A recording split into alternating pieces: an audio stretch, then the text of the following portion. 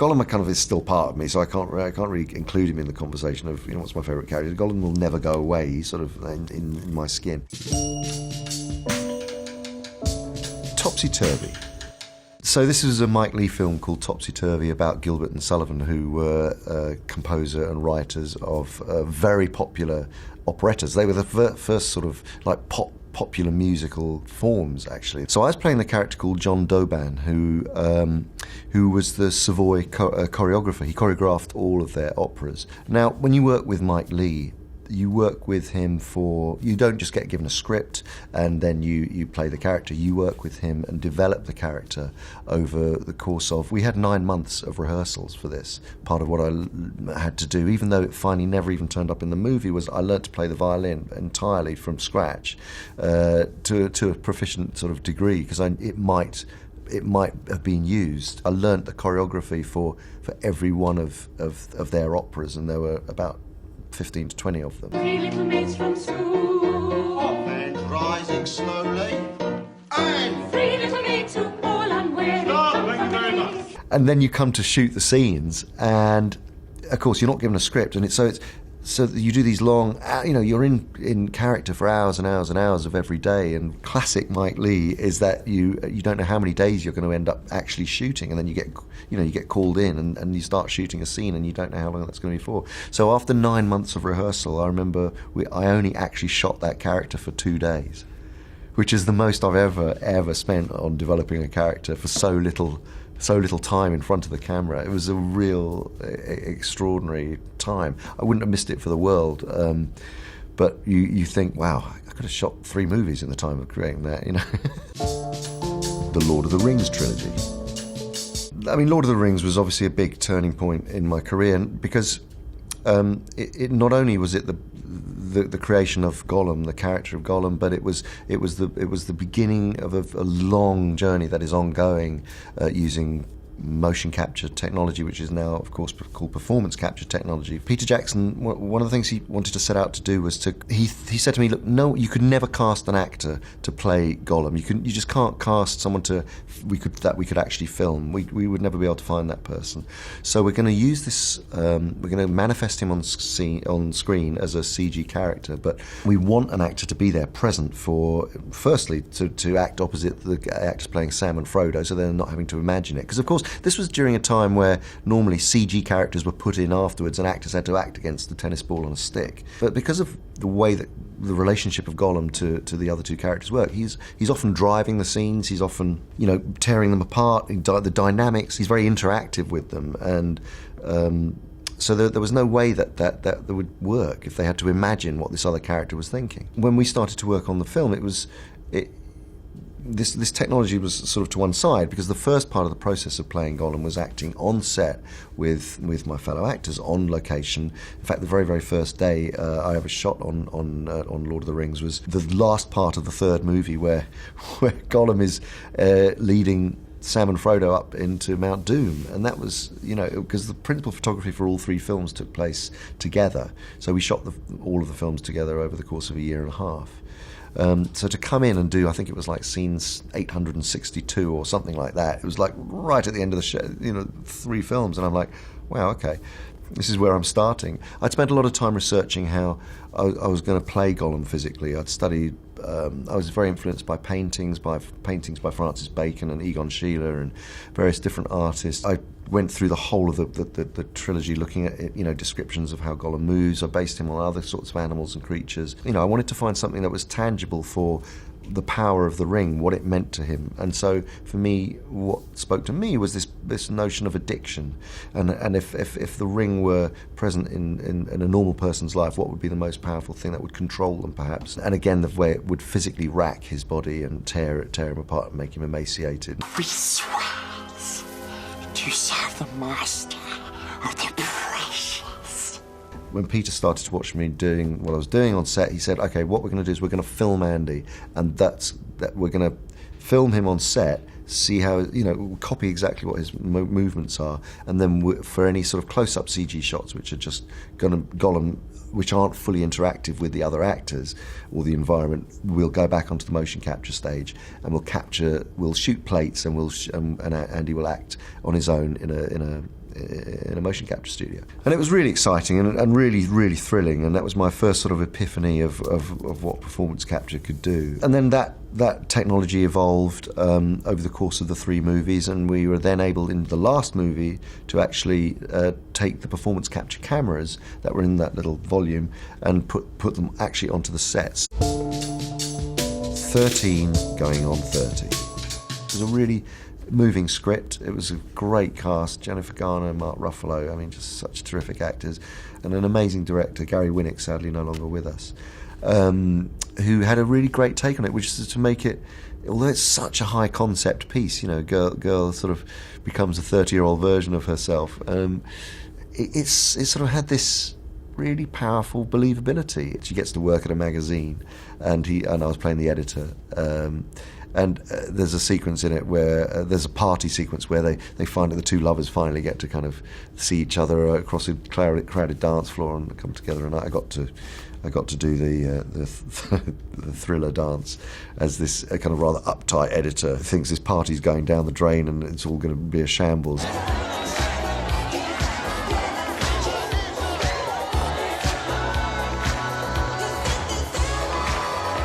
And then suddenly the party comes to life in this dance, and he relaxes and lets go, and he's quite flamboyant. And and I got to do the thriller dance and moonwalk.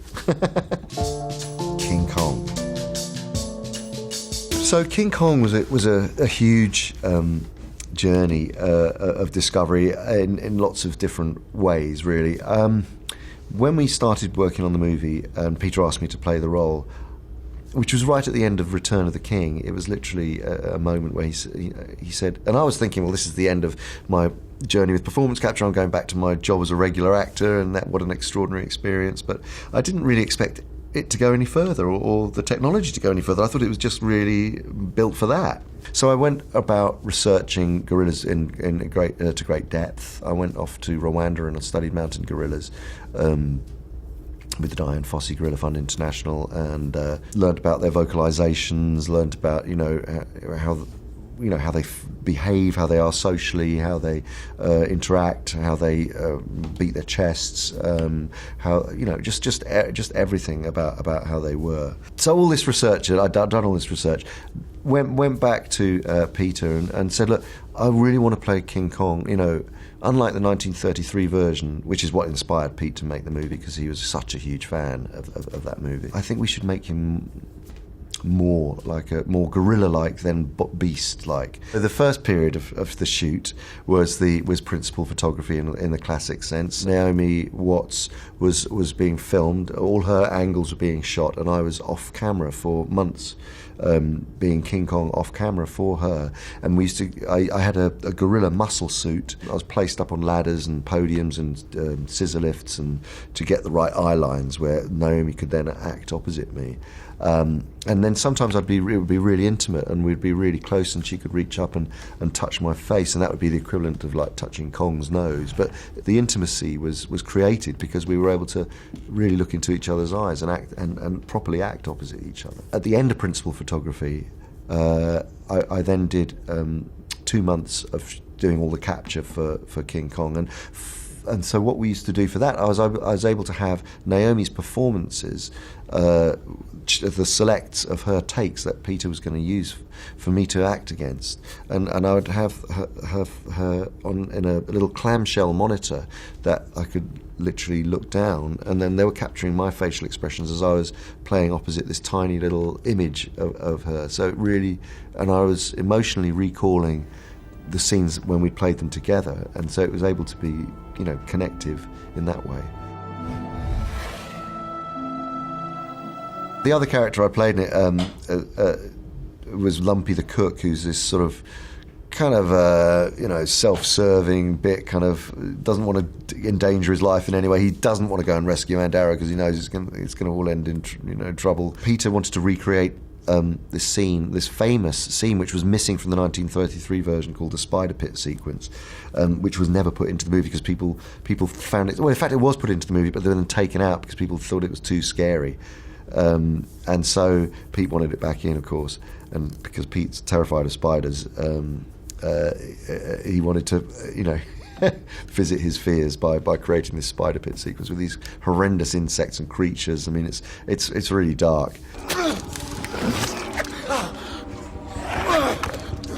I remember when we shot it, basically we had to have like 3 or 4 actors, big stunt guys in green suits who were holding my arms, holding me back, pulling me back, and then literally sort of like trying to envelop me. And sort of lumpy goes out trying to fight to the end. When I saw it in the movie, it was just like one of the most disgusting deaths I think I've ever seen on screen, which traumatised my children forever, actually. The Prestige. To work with Chris Nolan was amazing. I had always been a big fan of his work, and this script, I remember reading the script and just thinking, wow, this is an amazing story. It's beautifully crafted. The great, wonderful David Bowie was in it, and I had pretty much all my scenes with him. And so I was so excited to work with him, and he was playing Nikolai Tesla, the great scientist. These things never quite work as you expect them to, Mr. Angier. That's one of the principal beauties of science. And David was so hilarious. I mean, he's such a comedian, and so unassuming and friendly and down to earth. It's hard to quite imagine the superstar that he is when you're in his presence, because he's very, very humble. He really made me laugh a lot, because he was doing a Serbian accent for Nikolai Tesla, and he used to say, "Andy, I think my Serbian accent is a little bit like Inspector Clouseau." He really put himself. He was very self-deprecating in a very amusing way. There's a sequence which is a lot to do with these cats that are made to disappear, and you don't know where they've gone. And is it magic, or is it literally sort of transferring energy? And he had a lot of stuffed cats, and he used to puppeteer them and play with them and sort of make them come alive. And he was just great fun, and we did struggle to keep a straight face a lot of the time. Sex and drugs and rock and roll. We wanted to tell a story about Ian that wasn't a sort of and then biopic. It was like more of a snapshot of the energy of who he was, and it told in a very sort of pop art way. He was such a childhood hero of mine. I mean, he really, when his hit song "Hit Me With Your Rhythm Stick" came out, I was 14 years old, and I hadn't heard anything like it ever. It was just, it was. Everyone at school was singing it. It was just like, it was a big hit. And my first day of shooting on that was actually recording. There was the band they used to play with, which became very famous, were called the Blockheads. And they had huge hits like "Sex and Drugs and Rock and Roll," "Hit Me With Your Rhythm Stick." I mean, countless numbers. I had to record all of the songs for the show with the original Blockheads, which was one of the greatest experiences ever. And I went in there thinking, if these guys don't like me or think I'm doing a really bad impersonation of the person who's died, who was the leader of their band, I'm going to get absolutely killed here. I started off on the first song, and I could just feel them. They launched into it, and fortunately the first song didn't go too badly, and then I sort of relaxed and got into it, and they were like, by the end of it, they were like, wow, God, it's like having Ian in the room.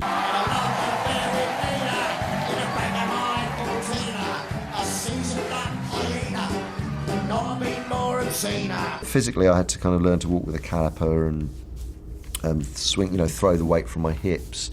I had to, I did a lot of work on one side of my body, so the other side was sort of fairly inactive. And the worst thing I did was, Ian Dury didn't have any hair on his body, and I'm quite hirsute, and I had my entire body waxed, which was, I think, the most painful thing I've ever done in my life, especially by the person who I had it done by, who'd never done it before in her life. And I just got these images of her putting hot wax on my body and then sort of pulling and yanking and then getting stuck and literally having her feet up on the bed and going, it's just like I was raw I was literally red raw at the end of this experience. I thought, okay, I'm never doing that again. The Planet of the Apes.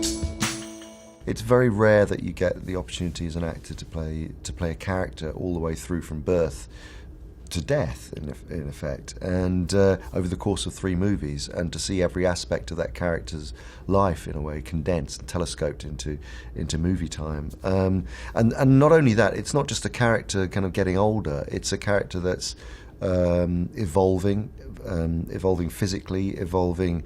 His intelligence is evolving because of the drug that he was being given. I mean, it's an amazing sort of a really incredible journey for a character. So I think that's the one that really that ultimately means the most to me. I was told you were coming. That more soldiers from the north would be joining you here. The most difficult scene, I think, of all of all of the movies actually, was probably the final scene with Woody Harrelson's character, the Colonel, who by now at the end of the movie has contracted the disease and he is becoming mutating, and he wants to kill himself. And Caesar now has his moment where he can exact revenge after this whole journey of trying to track down the killer of his family. Everything he believes in is put into this one scene, and there's a sort of range of emotions that he goes through. And I think that was the most challenging scene that I think I've ever shot, actually, to get right. The Adventures of Tintin. We just explored sort of all different versions of filling that kind of bombastic nature of him, and yet finding moments where he can be sort of soulful and lost and sort of drifting away. So Archibald Haddock is his name. We settled on this Scottish accent because it just sort of worked really well against the fact that his ancestors were. We wanted to make a character that felt like as far away from possible from his ancestors that were more royal, if you like. So that there was a real, the fortune had been lost and the family had got sort of pushed further and further. And he ended up, they ended up migrating to Scotland, and we built a backstory for our version of Haddock. You care about something, you fight for it.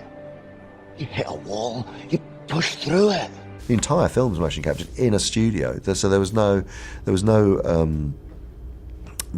nothing shot on location. It was an entirely CG world. Stephen was looking through a virtual camera at all of the compositions. What he's looking at is a lit, rendered, beautifully constructed shot with live characters moving around inside it. And then what we see in the real world is actors in grey suits, head-mounted cameras, walking around a sterile environment. The Hobbit. The difference between the Lord of the Rings process and The Hobbit, which was 10 years later, was this whole journey of motion capture becoming performance capture, and by that we mean capturing the face at the same time as the body and audio all at the same time. So you only have to do it once. There's no sort of going back and repeating the process. So me acting opposite Martin Freeman, there was no going back and having to do it a second time. It was all on the location, on the amazing set that they'd built for Gollum's cave. Lost.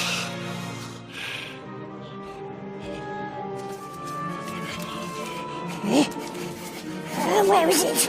Alongside the technological advancements and the resolution of the cameras and all of that stuff, which makes the fidelity of the performance a lot stronger, is also an incredible amount of knowledge that was learnt by the animators who, over the course of 10 years, had worked on other films like King Kong, on Avatar, and Tintin. But there's also rendering changes in the way that the skin textures are rendered, and Weta, who are the most brilliant visual effects team, who created Gollum in the first film, then in the Hobbit trilogy had really mastered a sort of, how to make the skin really translucent, how light refracts off the eyeballs so that you make them much more readable and much more lifelike.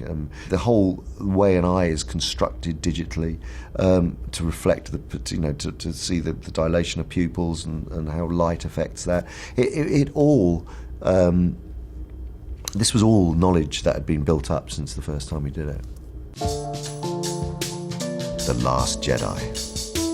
The character of Snoke was, when I started working on it with JJ, was a really elusive, difficult, challenging part to get my head around. There wasn't really like a finished version of what he was going to be like. So it was going to really come from what we were doing, in tandem with the designers. But it was like we've got a blank canvas here. The more that we talked about it, the more that we got under the skin of it, the more, we tried out, so many different vocal qualities for him, and then it just settled down, began to simmer, and this sort of, this character that carried a lot of physical wounds. Weakness, properly manipulated, can be a sharp tool.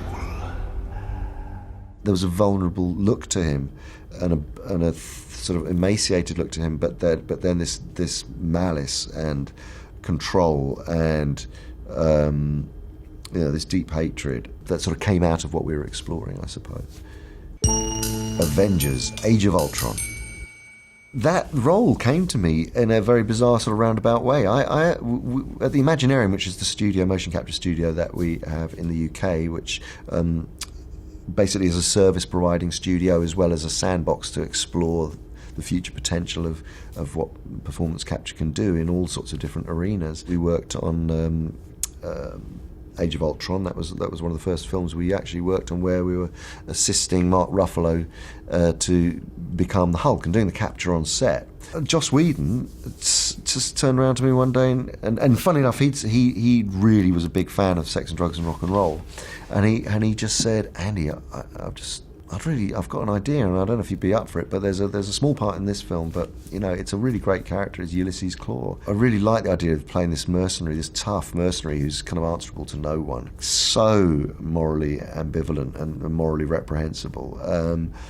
So I said, yeah, well, I'll do it, and it was only it was a small part in Ultron, but it was a really quite nice scene. Cuttlefish, deep sea fish, they make lights, disco lights, to hypnotise their prey. And that then, branched into coming back into the Black Panther, which was one of the most extraordinary experiences. The Black Panther. Getting to play a character in such a groundbreaking, culturally important, really exciting energy on set. Ryan Coogler just knocking it out of the ballpark, and a great cast of actors who were all knowing that they were part of something really special. It was phenomenal, and I loved where Ryan Coogler was pushing me just to be really sort of go as far as I could with the character. All of it. I took a tiny piece of it. You look huge and ripped. Did you work out a lot? I did work out a bit. Everyone says that, and I don't know what it was. I think I was helped out by the costume. Having a sort of a tight waistcoat and shirt, because I do work out. I keep fit, but I wasn't like on steroids or anything, or pumping for my life. I think a lot of it was to do with the way that I was carrying myself, I guess. Mowgli, Legend of the Jungle. I read this script and I just thought, this is a version of the story that I just haven't seen before, and it goes right to the heart of the book and the tone of the book, and that book is a lot darker, and it's a very complicated, complex journey of an outsider, of an outcast, who is trying to form as he is realizing that he is, not part of the family that he was born into. Other versions, in a way, they get very caught up in the, rightly so, as a piece of entertainment, in the antics of the animals and the, in the 1967 famous Disney animation, which we all grew up with and loved. The animals are all singing, all dancing, wonderful characters, but they seem to be at a distance from the source material. So that's why when I wanted to direct it, I wanted to kind of do a version which really delved into the Kipling world and set it in India. And also our version of the film, really a third of the last act takes place in the world of mankind, and other versions tended to avoid that. You are the prey. Bagheera will hunt you, and if he catches you, you fail. I wanted him to be this brusque kind of drill sergeant who was really pushing Mowgli hard for his own good, and he really represents a sort of tough love, rather than a sort of all singing, all dancing, hippie-ish kind of honey-eating bear. Animal Farm. We're making it with Netflix, and we have a wonderful cast lined up to do it. We're in the middle of writing at the moment and refining the script, and that we'll be shooting it around about, probably, hopefully, this time next year.